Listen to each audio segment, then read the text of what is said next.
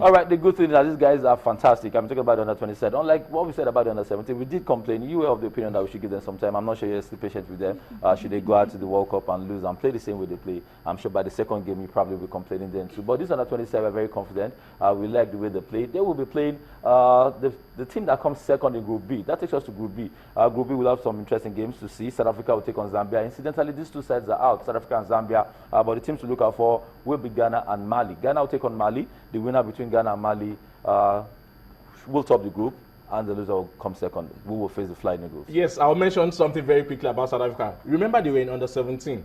That I mean the Bafana younger lads under 17, and then they trashed Nigeria at the under 17 level. They've qualified for the World Cup. South Africa is also here, but they're not going to the World Cup. Yes. They are building from the base. I won't be surprised in the next 8 years when South Africa will begin to dominate Nigerian African football. We are seeing some of the signs there. But having said that, let's come back to what sign are you seeing? They didn't qualify from this. I agree, they didn't qualify, but they are the best 8 under 20. Calm down. Okay. They are the best 8 under 20 in Africa right now. Yeah. Aren't they? The best 8. Yeah. They didn't qualify for the World Cup, no doubt. Yeah. But then they're under 17 qualified for the World Cup, right, with Nigeria. What that means is that they are building from the scratch, and they have a very efficient league. Okay. Watch out for South Africa. That's what I'm saying. Oh, okay. All right. Okay. Coming back to Ghana, Mali. Ghana, Mali, they've already qualified. So what? I thought you were saying they were all of a sudden better than the national team. No, I'm not saying they are better than our national team. I'm just saying with a more efficient, organized league, with an FA that knows its onions and everything, organization, you'd expect that in the next 8 years, 10 years, South Africa will be competing in African football, with what they're doing at the youth level. But Ghana, Mali both have qualified. So it means in a West African domination, Nigeria, Senegal, Ghana, and then Mali. Anyone we play, as it stands, if it's a draw, Nigeria will play Mali because Ghana lead on goal aggregate. And if it's a win for Mali, Nigeria will definitely play Ghana. So as it stands, anybody for the under 20? All right, but interestingly, we have fantastic representatives for the World Cup proper. Talking about Mali, Ghana, Flying Eagles, as well as Senegal. I think they will impress. They will, definitely. Okay, we wish them all the best. As today they will await who is going to come second. The country that will come second between Ghana and Mali. They will face that country and eventually go on to play the final should they defeat that particular country. We expect them to win this tournament. I mean, they've put in a lot, and kudos must go to Manu Gabanu by the left side. All right, having said that, let's go straight to the CAF Champions League. That is the issue Larry Pinel was actually trying to talk about. CAF Confederations Cup, Dolphin did not honor the game. They were walked over. We've not seen that in recent times. I mean, having the team represent the country getting walked over from Nigeria. But let's talk about the CAF Champions League. The game between Maghreb Athletic and Kano Pillars was postponed. CAF actually rescheduled that game because of the Amrabi attack. Give them some time to actually get back into the groove, talking about Kano Pillars. So we didn't see that game take place.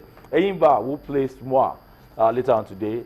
Aba will be Agog. And if you're in Aba, you're watching us, we encourage you to please go ahead and support Eyimba when they get to play that particular game. They look good and they've been impressive so far. Definitely. The last game they actually played in Aba on the continent, they won 3 goals to 0. Yeah. And we don't expect anything less from that. They could have even won by 4 goals to 0, but I think Oyinkachi actually lost a penalty in that one. But having said that, we don't expect anything less. The key to these sort of fixtures is that you don't consider home. And you keep a clean sheet. So if it's a 2-0 like what we did yesterday, or a 3-0, beautiful for you. And then you go away and then get a very good goal. So as it stands, we expect Eyimba to actually qualify from this round onto the next round, and then eventually to the group stage. That's the minimum. Right now, our best hope for me will definitely be Eyimba and Kano Pillars. On the continent. That takes us to the CAF Confederations Cup. Interestingly, Dolphin. We were surprised they even qualified. I mean, they qualified for this stage because they lost 1-0 when they traveled. They came back here, got the 1-0 victory, and eventually qualified on penalties. The situation, but again, we thought that okay, maybe they were going to probably go ahead and see what they could get with that particular game against Club Africa, and a lot of people did not give them a chance. It wasn't postponed. It was a walkover. It's a WO. It's a walkover. Dolphins are no longer. I understand. When you see these kind of things, you don't understand that how can a club be walked over? But that was exactly what happened. And it's not the last that we're going to see of Nigerian clubs making a mess of themselves on that. Why would you say that? I say that it's because of our organization and our efficiency. We still battle with a lot of things. As at Thursday, they were haggling and I'm lost for words now. But they were almost in fisticuffs over bonuses, and they were not going to travel. Such that by the time Are those not internal issues? There are internal issues Yes. that affect external issues, as we've seen. Because right now, the whole world knows that a Nigerian club has been worked over. Reason they didn't get to the venue on time. I would advise that you wait. meeting. Let's see what LMC or NFF will come out as regards. LMC, NFF, for something we know. As at Friday, for a Saturday match, as at Friday, Dolphins were at Murtala Mohammed International Airport waiting for their own flight to take. I don't want to mention the name of the island. Waiting for a flight that was going to take them to Tunisia en route to Dubai. They had missed their initial flight that was supposed to take them on Thursday because they were still in Rivers, haggling, bickering over money. And it will not be the last. Remember in 2013, Heartland actually did the same thing against USB Tam of Gabon. That's why I say this is not the last. Nigerian club sides, what we don't learn. And it is a function of football being run by the government. And that's why I said if it was Gabros, I don't think it would happen. Because you talk to your proprietor straight away, he gives you guarantee, you travel. But in this instance, you have to first of all talk to your FA chairman, who will talk to the sports ministry, who will talk to, state ministry, who will now talk to who will bring out funds. All the bureaucratic bottlenecks before funds are released. So I really don't envy teams that are run by state governments. All right, we expect, what I mean is, what I'm trying to say was that we expect a response from the people that run football, because this clearly were internal issues. Haggling for money matters. There were Dolphins, there were problems with Dolphin. It would not have anything to do with the people that run football. But we expect a statement from them. Are you sure? It doesn't have anything to do with people that run football? Yes, I might exonerate them a little bit. Okay. But we know we are susceptible to some of these things sometimes.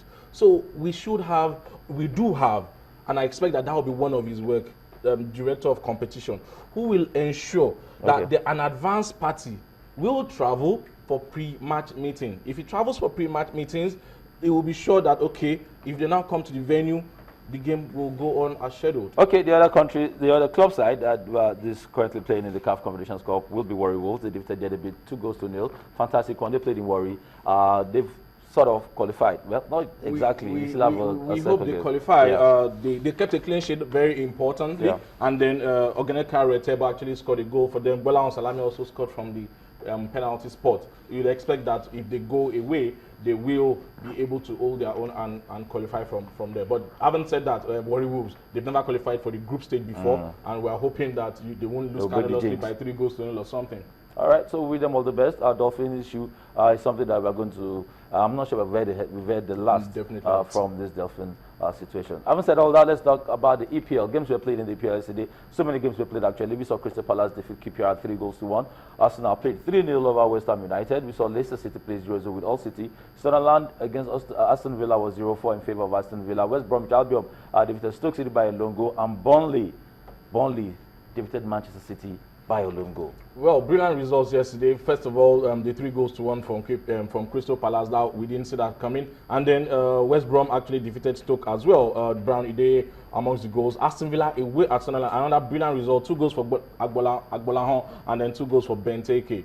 But the result of yesterday has to be Burnley, Manchester City. Don't forget that Burnley against Manchester City in the reverse fixture, Manchester City was leading 2-0 before Burnley came back at the Etihad to actually draw 2-2. So Burnley alone has taken 4 points from the last year's champion. So what it means is that Chelsea are lying in wait to be crowned champions of the EPL. Another brilliant result yesterday was the Arsenal at home to West Ham to make it 5 consecutive wins in the EPL. It was if you've not seen those goals, the first and the third goal, those are some of the best team goals you would ever see. The movement and the it was mesmerizing.